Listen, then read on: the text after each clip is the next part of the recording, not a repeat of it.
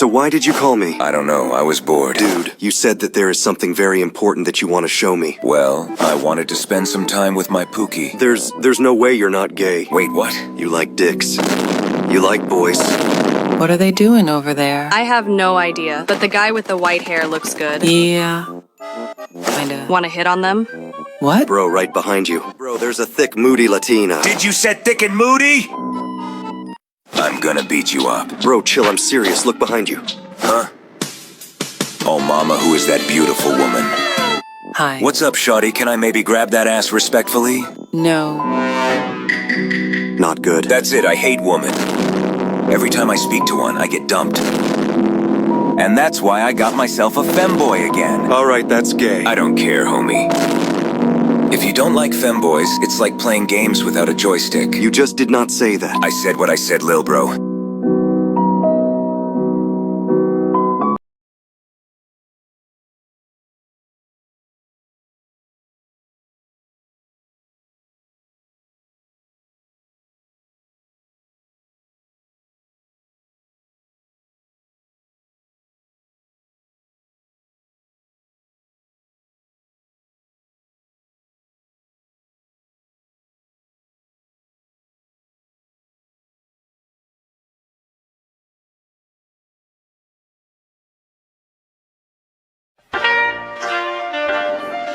The world of 1914, a time of modern technology, culture, and fashion.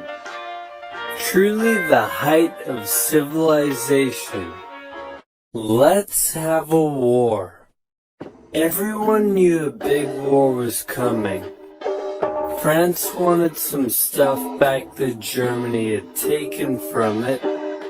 Germany wanted to take more of everyone's stuff, and they were building a big sexy navy that was making the British uncomfortable. These two empires thought they were really cool, but lots of different people who lived there didn't think it was so cool. And some of them had even been declaring independence with help from Russia.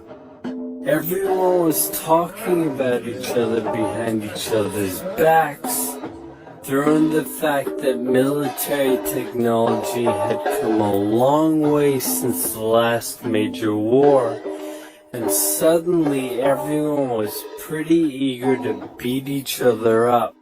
In this area of Austria-Hungary lived some Serbs and Bosnians who hated living in Austria-Hungary. So the Austro-Hungarian Archduke Franz Ferdinand goes there for a nice drive in an open-top car with his car's route published in advance. And that went just about as well as you'd expect. Some assassins were waiting for him along the way and threw bombs at his car. But they missed and blew up some officers behind him instead. So the Archduke goes into hiding, leaves Sarajevo, and the whole war never happens. Except no, the Archduke doesn't leave, but instead goes back out in the open-top car to visit the injured officers in hospital. The driver takes a wrong turn and by sheer coincidence gets stuck beside one of the veiled assassins, who shoots him. Austria-Hungary is understandably pissed about all this, and they think the Serbian government had something to do with it, which they might have. So they go to their ally Germany and say, "Hey Germany, we're gonna declare war on Serbia," and Germany is all for that. So Austria-Hungary send a big list of impossible demands to Serbia, and when Serbia refuses, they declare war.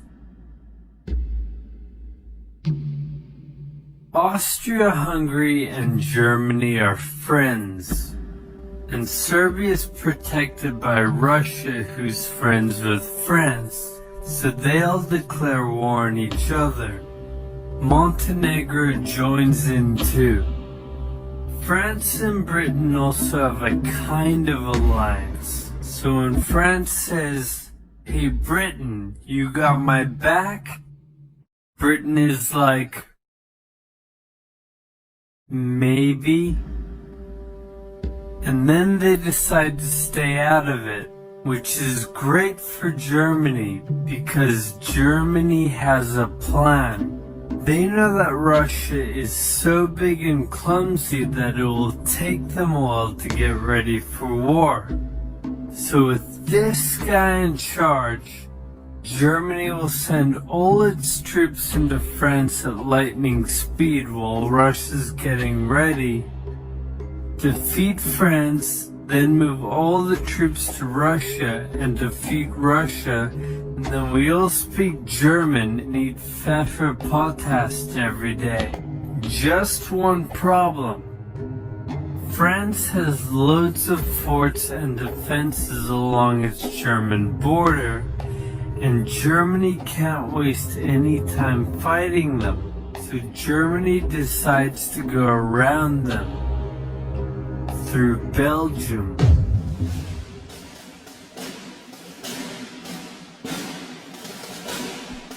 Belgium is neutral, but Germany wants to march 750,000 troops through it to get around France's defenses. They're hoping Belgium will just kind of sit down and shut up, but they don't. They fight back. And they're pretty good too, so they slow the Germans down. What's worse is that Britain shows up, and they're pretty pissed that Germany's invading neutral countries. So now Britain declares war on Germany. So Germany push on through Belgium and commit some atrocities along the way. They also wear spikes and sometimes skulls on their uniform. So if you're trying to not look like the bad guys, good job. The Allies have a propaganda extravaganza, and this starts having an influence around the world, notably in America.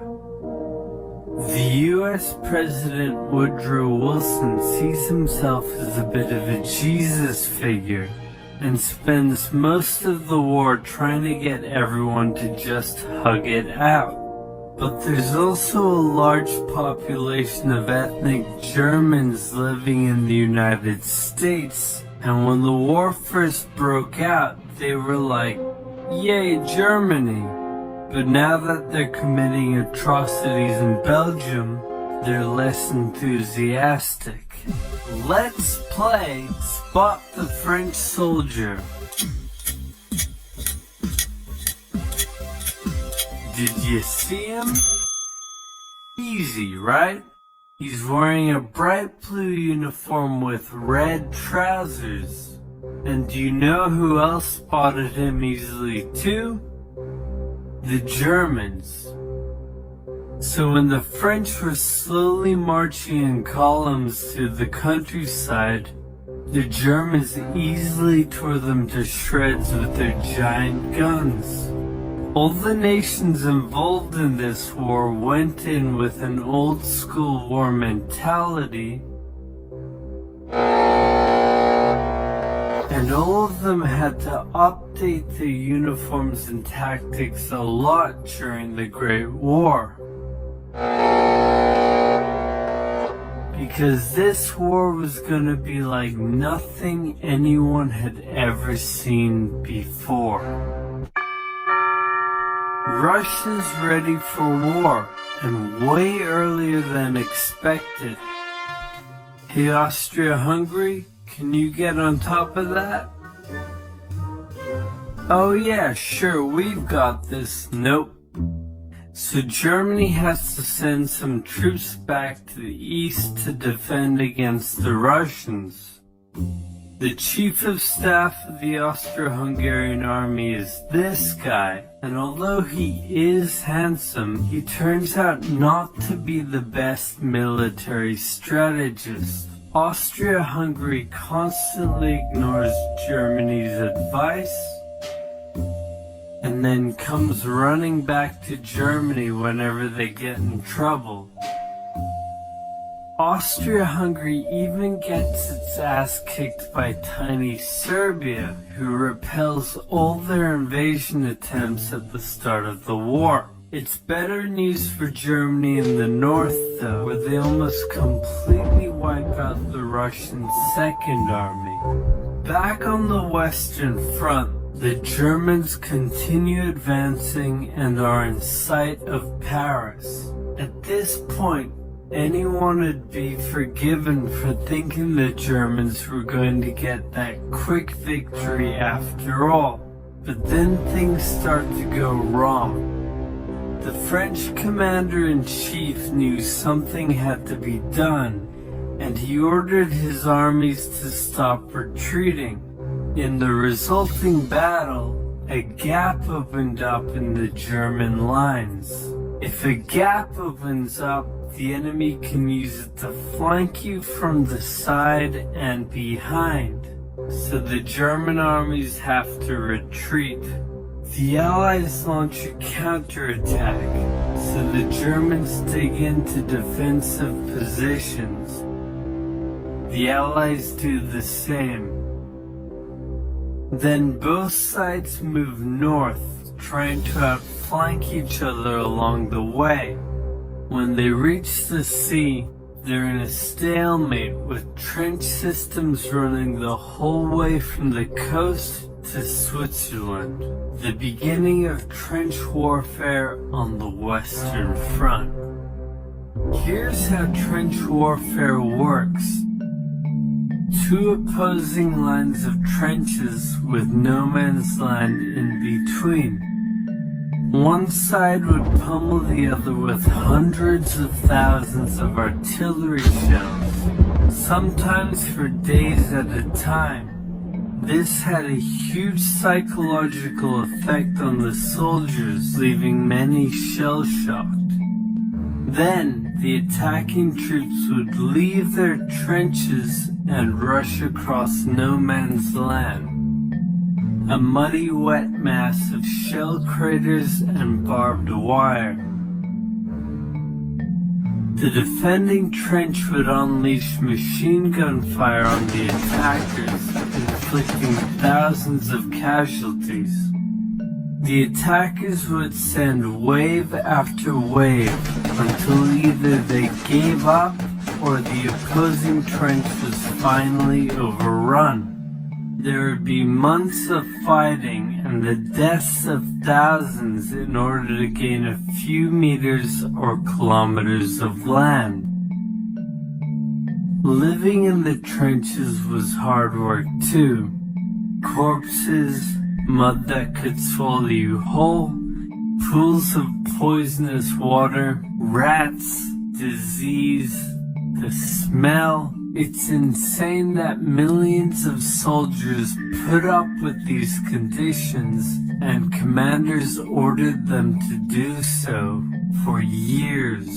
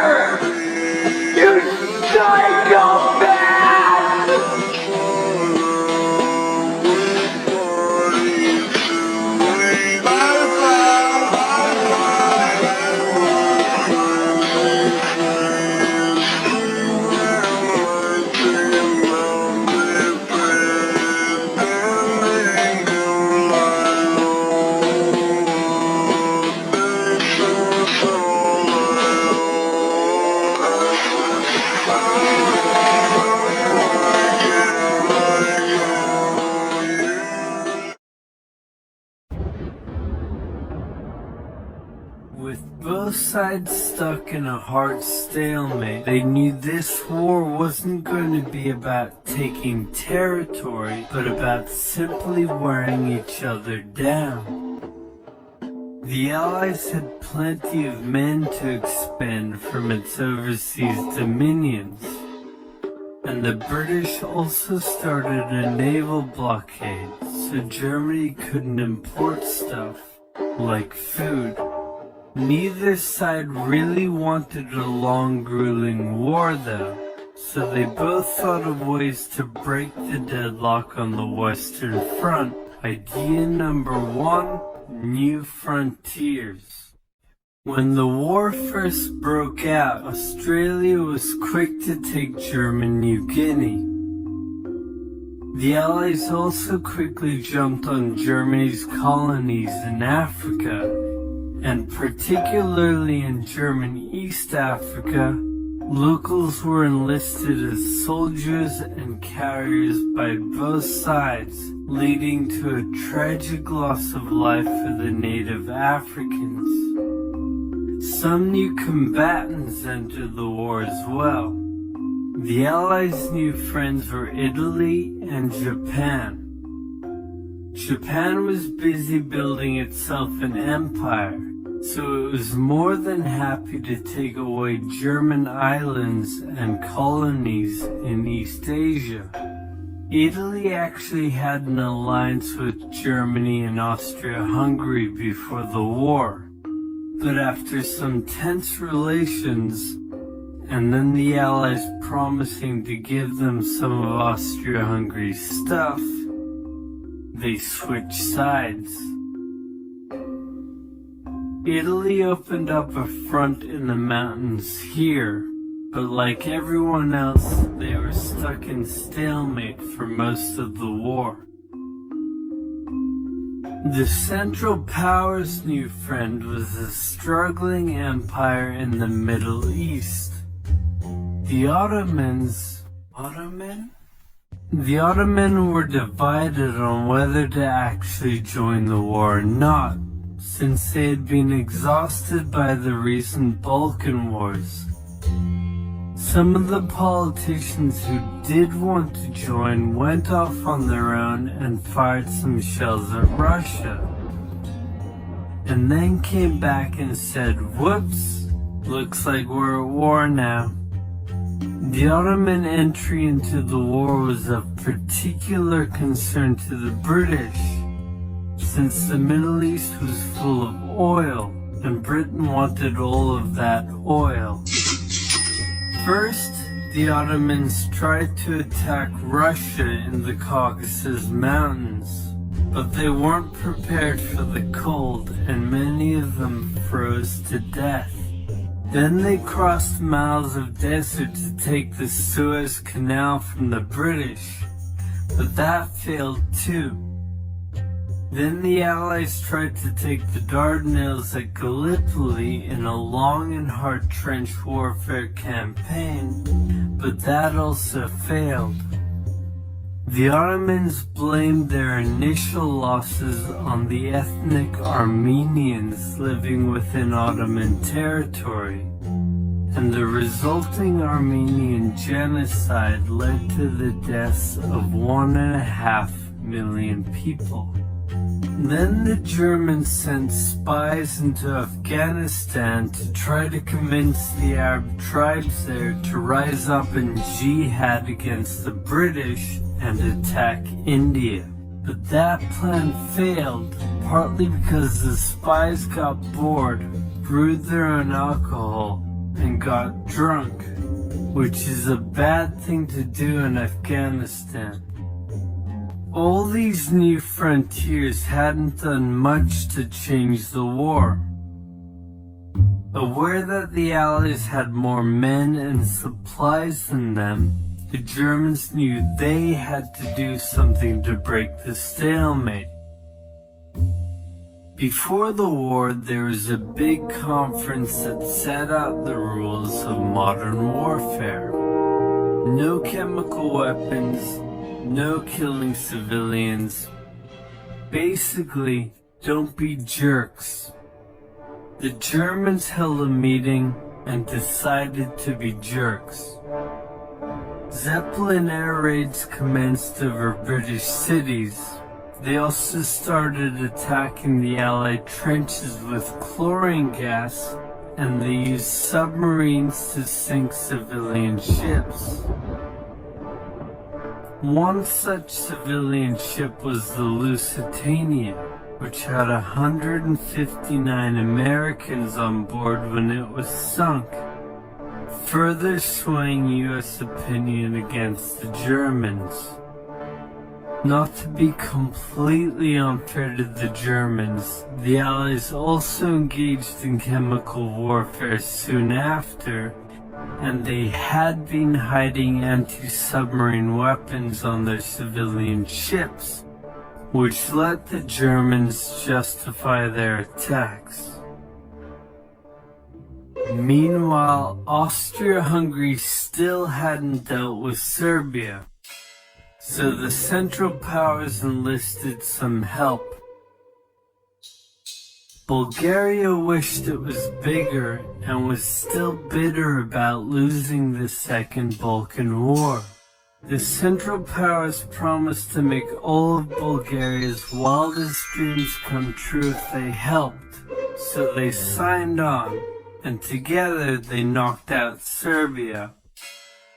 The Serbian troops retreated through Albania, which was neutral but had some ties to Austria-Hungary. So Austria-Hungary entered Albania in a friendly invasion to chase down the Serbians, many of whom escaped by sea.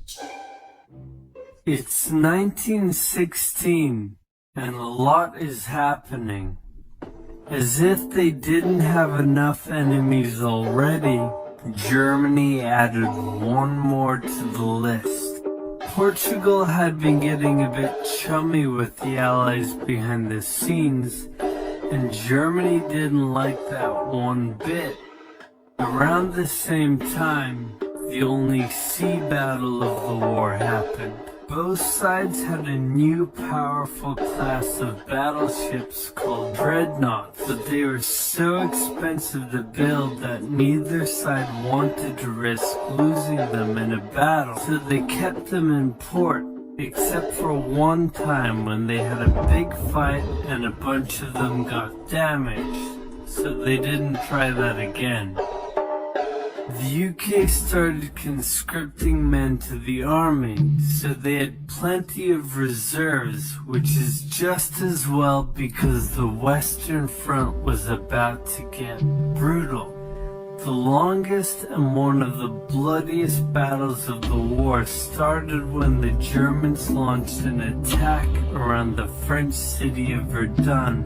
The French defended it desperately, leading to hundreds of thousands of casualties. Under pressure, the French called on its allies to do something to draw the Germans' attention away, so the British started their own long and brutal fight, the Battle of the Somme, with 60,000 British casualties on just the first day. It was also here that the British first used one crazy brand new piece of sci-fi technology.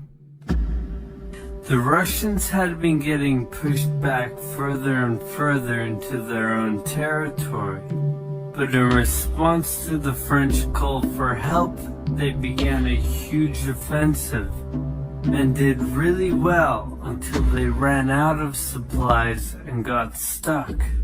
Seeing how well the Russians had been doing, Romania decided now would be a great time to jump in and win the war.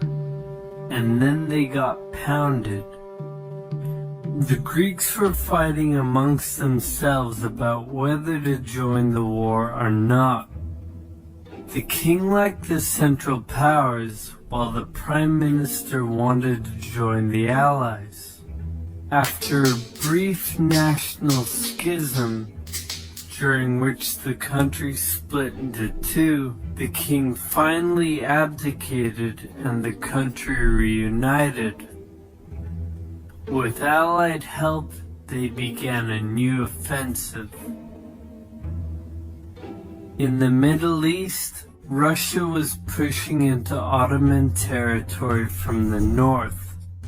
The British had also made a landing in Mesopotamia to protect Persia's oil fields, and they had also sent a small army up the Tigris River to try to take Baghdad. But the army got sieged in the town of Kut along the way and eventually surrendered. A new offensive was launched from the south with all-out desert warfare. The offensive was aided by one famous British officer, better known as Lawrence of Arabia, who helped lead the Arab tribes in a revolt that wreaked havoc on the Ottoman supply lines. By the time 1917 rolled around, everyone was exhausted. There were mutinies in the French army, the German populace was starving, and the war had drained all of Russia's supplies. There was no clear winner, and it was still anyone's war. The only question now was, who was going to break first? And the answer was Russia. Tired of not eating and mad that a crazy magic homeless guy was calling some of the shots, there was an uprising in Petrograd complete with riots and strikes. The riots turned into a full-scale revolution and a new government overthrew the Tsar. Then a few months later, the Bolsheviks overthrew the new government, and they pulled Russia out of the war. This was great news for Germany, who now only had to focus on the Western Front. But there was still one problem. The pesky United States of America was looking increasingly like it was going to join the war. America had been selling supplies to the Allies throughout the war and was getting super rich off the back of it, meaning it was in fantastic shape and was dangerous to the Germans. So Germany sent a telegram to Mexico saying, "Wouldn't it be crazy cool if you guys attacked America?" But the British intercepted the message, showed it to the Americans, and that was the final straw. American troops began shipping out to Europe. This was terrible news for Germany, and they knew their only hope now was to force France and the UK to surrender before the fresh American troops arrived. It was now or never, so they started one final attack. They converged their troops and hit hard at the Somme and pushed the Allies back. They hit a second time further north, then again and again. With each hit, the Germans were spending more and more resources, while the Allies were getting better and better at repelling their attacks. By the fifth punch, the Allies held the line and even pushed back. With American troops now arriving in larger numbers, the Allies launched a counterattack, and that was it. The Central Powers were being pushed back on all fronts. Bulgaria collapsed first, followed by the Ottoman Empire, then Austria-Hungary, and finally on November 11th, 1918, at 11 o'clock, Germany surrendered. At the peace treaty, Germany was forced to reduce its military, accept war guilt, and pay the bill for the war. After indescribable suffering and millions dead, the world learnt its lesson and never had such an awful war again. for about 20 years.